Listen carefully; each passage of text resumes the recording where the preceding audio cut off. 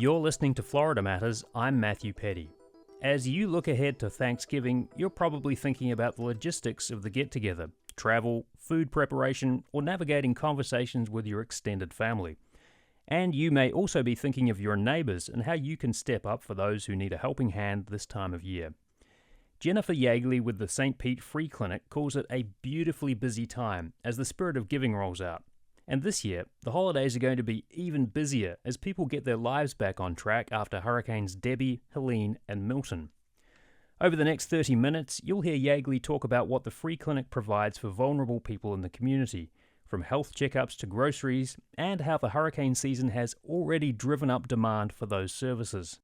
Well, Jennifer Yeagley, you're the CEO of the St. Pete Free Clinic. Thank you so much for being here with us. Thank you so much for having me. Now, your organisation helps low-income families in St. Pete. How long has it been operating and what kind of services do you provide?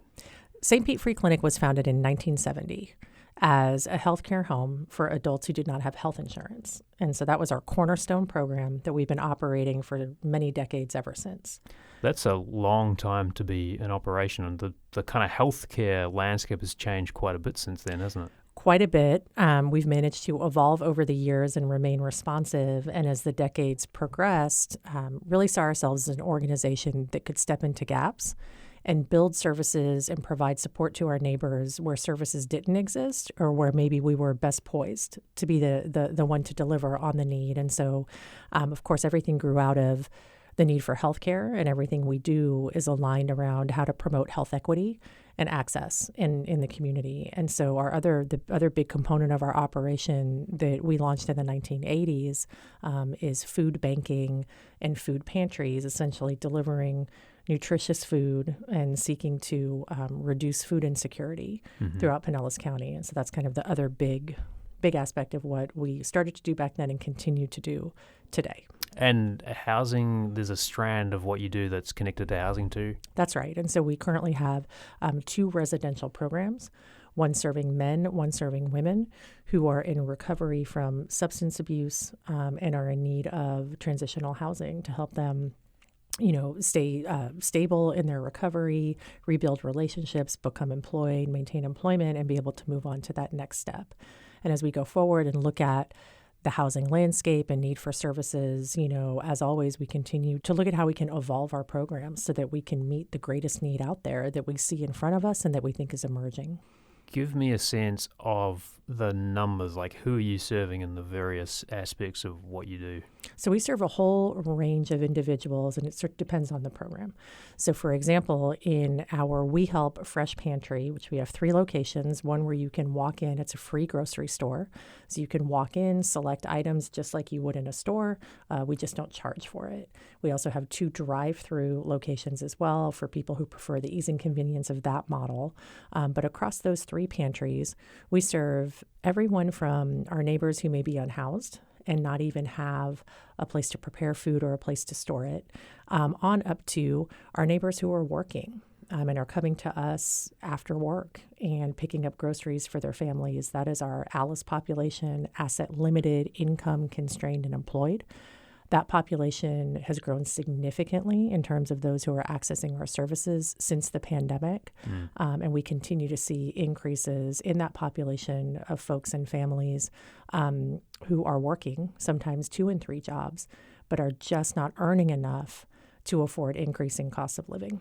And in terms of how many people you're serving, what are the numbers like as far as people using the healthcare services that you provide, accessing the pantry and the grocery stores, and then getting connected with housing services? So in our health center, where we provide no-cost primary care and a range of specialty care like cardiology to patients who qualify and dental services as well, across those programs, we provide anywhere from 300 to 400 patient services every single month. And so we're providing serving over 12,000 visits, typically a year across the patients that come to us for primary care, those 300 to 400, plus the patients who are also visiting our prescription health program, where we provide no cost access to prescription medications. Right. And so all of those visits add up to about 12,000 a year in our health center. In our We Help food pantries, which is a different model, of course, and we're serving more people as they come to us. We have over 40,000 visits every single month across just our 3 locations that we directly serve. That is double the number of visits we were seeing during the pandemic, and exponentially more than people who were visiting us for food prior to the pandemic. And so as we've seen the landscape change in terms of the economy and need, we have seen just skyrocketing numbers of people served. Now, some of those numbers would be increasing just in the last couple of months, right? And if you think about why people are coming to use the grocery service you provide, I know you've been asking people if they were affected by Hurricanes Helene and Milton. What did you notice after those storms? Yes, and so as we started to ask people whether they had been impacted we began asking our clients after Helene if they had been impacted by Helene, and then of course kept inquiring after Milton. And what we believed would play out has in fact been playing out right in real time for us right after storms. There's a lot of relief in the community, which we're very grateful for. Lots of national and international organizations wanting to come in and make sure that our neighbors have what they need to get through those first weeks. And so there's a lot of food relief in the first weeks post-crisis, like a storm. So initially, we were hearing that about 45% of our clients who were coming to us had been impacted by the storm. That is now up to over 70%. And initially, we did not see in those first weeks a significant uptick in the numbers of new people coming for food relief. Now that all the crisis relief has dissipated and people are transitioning into this new normal and the long-term work of recovery, we have seen the number of new people visiting our pantry increase by 35% just in the past couple of weeks, and we expect that to continue to rise. If you're just joining us, you're listening to Jennifer Yeagley, CEO of the St. Pete Free Clinic on Florida Matters. We're talking about how Hurricanes Helene and Milton have made an impact on the kinds of services that the St. Pete Free Clinic provides, including grocery help for folks who need it. So what impact did the hurricanes have on the number of people? Because you said now that they've kind of shaken out. You can see what that number's like. Some of that was kind of crisis relief in the immediate aftermath. And would you have expected those numbers to kind of stabilize at some point, or are they going to be high for quite some time from here on out? We expect that the number of people in need will increase and stay high for the foreseeable future. We know that any time a significant crisis occurs that upends people's lives, their livelihood, their homes, that recovery takes a really long time. And often for people that are in that ALICE population, who are one paycheck away from a financial situation that may take years to recover from, if ever, something like losing your roof in a storm and needing to work through insurance processes, or your apartment that you don't own flooding. And suddenly you've got to find a place to live in an area where that is an incredibly difficult thing to do already.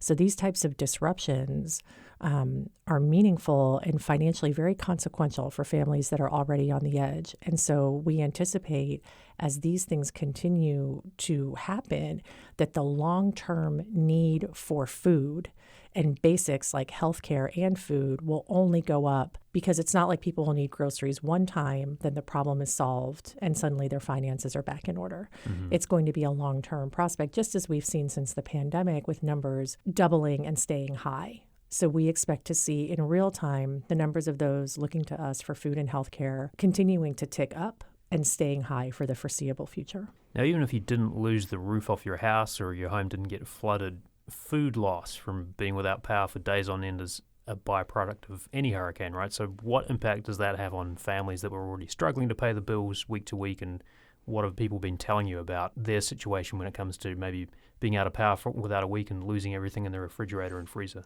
And we've certainly heard that story. Again, we were fortunate to be in a community that had a lot of early resources on the ground right away post-storm. And so people were able to go everywhere from a mobile pop-up pantry down the block from them to their church. Many churches were doing food distribution to our city and counties.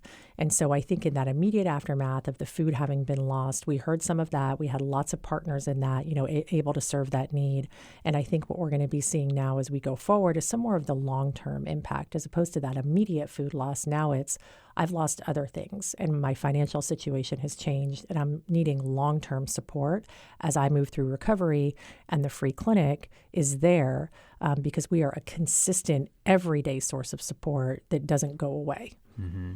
What about medication too? Because sometimes you got to keep your meds in the fridge. So are you hearing about people losing insulin medications or other stuff they might need to keep cool? Yes, absolutely. So we have many of our patients coming to us and telling us exactly that they have lost insulin in particular, other meds that, they now don't know where they are because they had to evacuate and things were disrupted. But certainly insulin loss is something we're seeing in real time.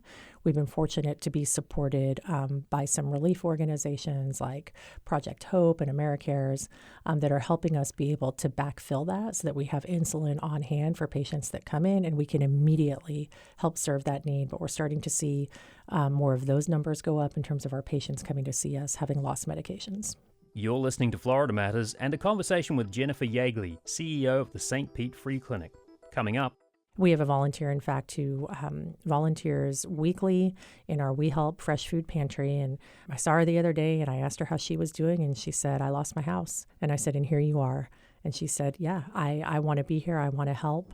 How people stepped up to help after the hurricanes, and how nonprofits will need to work together in the future to meet the growing need for food, healthcare, and housing.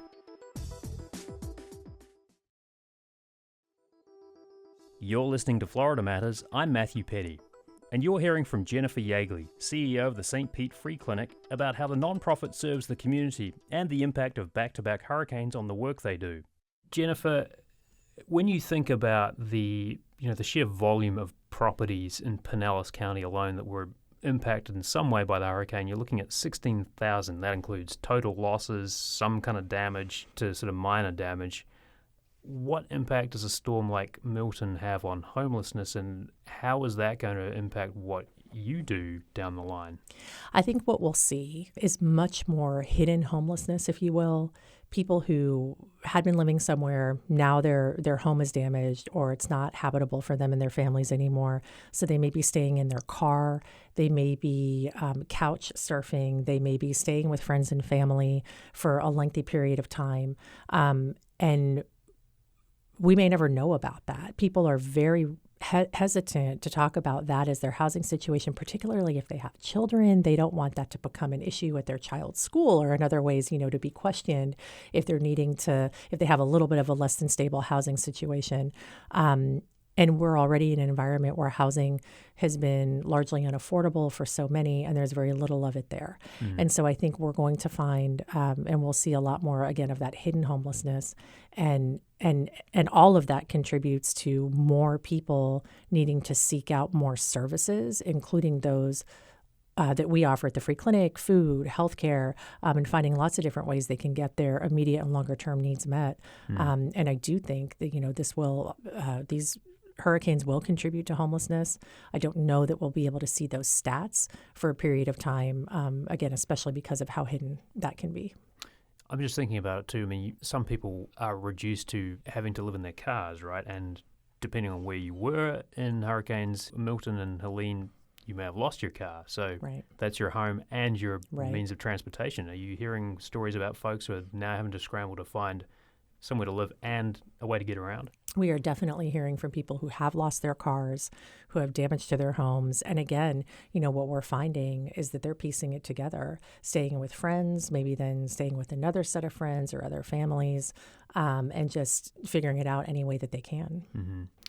The end of the year can be challenging for folks who are living paycheck to paycheck. You're trying to plan for Thanksgiving, other holidays with family and friends. What is this time of year like for St. Pete Free Clinic in a year when you're not dealing with hurricanes as well. Well, we're fortunate to be very busy over the holidays, both with respect to the families that we're honored to serve and also with the volunteers, donors, and many community partners that are excited to be a part of our mission, particularly at the holidays when the spirit of giving sort of takes hold of all of us. And so it's a busy time for us. We welcome the support of our volunteers, of our new volunteers, donors who are doing things right now like diaper drives so we can help serve families who lost diapers and other supplies for their infants and toddlers during the storm. So that's what we're really promoting right now if people want to contribute on an in-kind basis. And certainly seeing an outpouring of support from donors who want to give cash gifts and help support us and our neighbors in that way.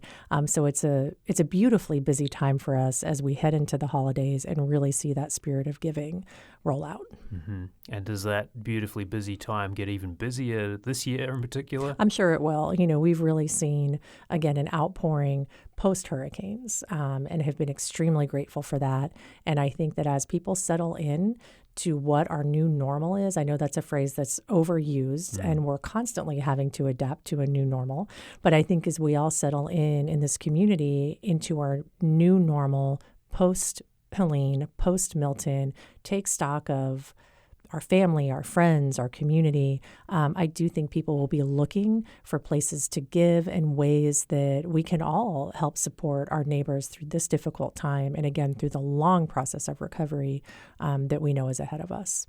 I wonder, too, thinking about the challenges that storm aftermath like this poses to folks who are struggling. I mean, have you heard that some folks you've been serving have had to just leave St. Pete and try and find a place to live somewhere else? We have not heard that because they're not visiting us necessarily. I think that what we are finding, anecdotally, we have staff and our team members who lost their homes and who have been significantly impacted by the storms, volunteers who lost their homes and have been significantly impacted by the storms. And so with those folks, they're having to make hard decisions about where they're going to live, if it's going to be in St. Pete, if it has to be in another state now to live closer to family. And so we're hearing that more anecdotally from our team and our volunteers and our donors. Our clients, not necessarily, because if they've left, we're not necessarily going to hear from them again. But we certainly know that that's happening, and we will see the impact of that in terms of our operation based on whether or not, we have team members and volunteers that need to make different decisions now because of the impact of the hurricanes, which is another byproduct, I think, for all nonprofits and all of us, as we look to what the future holds. Yeah, it seems like there's two strands to that because, and you mentioned people's charitable giving towards the end of the year. There's that, but there's also what you do yourself. So, have you had to kind of look further afield for volunteers or staff even? The free clinic is always so fortunate. People step up to help us in times like this. And we have received more than 60 volunteer applications just since the hurricanes of new people wanting to step in and help us out. And is that more than you would normally get? It's more than we would normally get. We have a wonderful steady stream, of several applications a week, and we're always plugging in new volunteers. But to receive 60 in a period of, just 4 or 5 weeks is more than we would ordinarily see.